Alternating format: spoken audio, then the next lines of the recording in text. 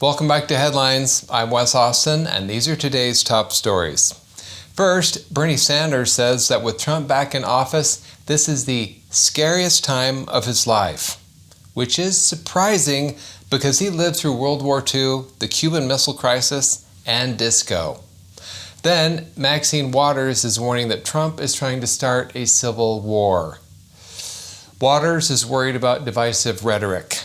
That's like Nancy Pelosi being worried about insider trading and drinking. Meanwhile, MSNBC host Lawrence O'Donnell says he's so exhausted from Trump's presidency that he needs to take a week off.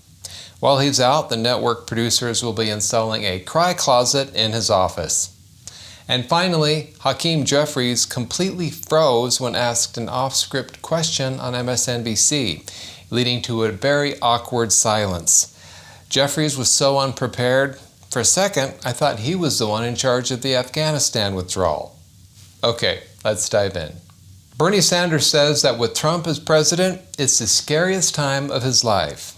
On Tuesday, while being interviewed on Pod Save America, Bernie Sanders said that President Trump, Elon Musk, and Jeff Bezos have created the scariest time period he's seen in his 83 years.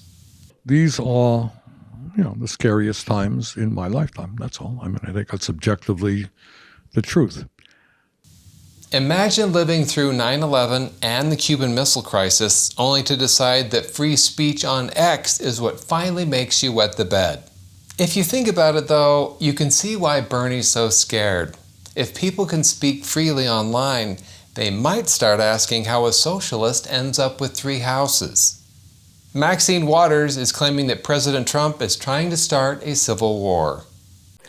I'm worried that Trump is on the edge of creating a civil war. He alluded to it more than once. He alluded to the fact that if he did not get reelected, that there could be a civil war. What does Trump expect? Oh, I believe he expects violence. I believe he expects confrontation. I believe he's working toward a civil war. We're not going to get goaded. Waters warns about Trump urging people toward violence in what appears to be her 500th speech urging people toward violence. Can you imagine Maxine Waters being told to be peaceful? She'd walk in and say, "All right, who wants a fight? Who wants a fight?" Maxine Waters says she's worried about Trump starting a civil war, but she brings it up so often you'd think she's trying to manifest it like it's on her vision board. This just in, professional Trump hater needs vacation from hating Trump. An MSNBC host is taking a week off because President Trump makes him tired. Well, here's the thing. This is day 52. I thought it was day 92. It turns out it's day 52. Rachel, and I'm exhausted at day 52. And so yeah. I'm going to take next week off. And I'm telling you that now because I know you don't like it when I just drift away, and I don't, but just taking next week off. Then I can come back. Sources confirm that he'll be spending his week off in a specially constructed pillow fort with his blankie and favorite stuffed resistance bear. Hakeem Jeffries apparently got a question he wasn't ready for, causing him to go into airplane mode. Because he's having trouble with a prosthetic leg or a prosthetic arm or with Agent Orange or burn syndrome. What would happen to those individuals specifically under the passage of the Republican bill?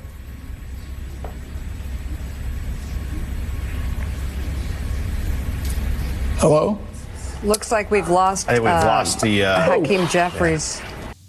Jeffries' mic was working perfectly until that one question. It's the first known case of a question being so difficult it actually fried a sound system. And it didn't just kill his audio, it killed his will to live. For a moment there, I thought I was watching Jeffries' soul leave his body in real time. Hakeem Jeffries just had the first ever case of question-induced hearing loss on live television. Thanks for watching Headlines. Have a fantastic weekend. I'm Wes Austin. Good night.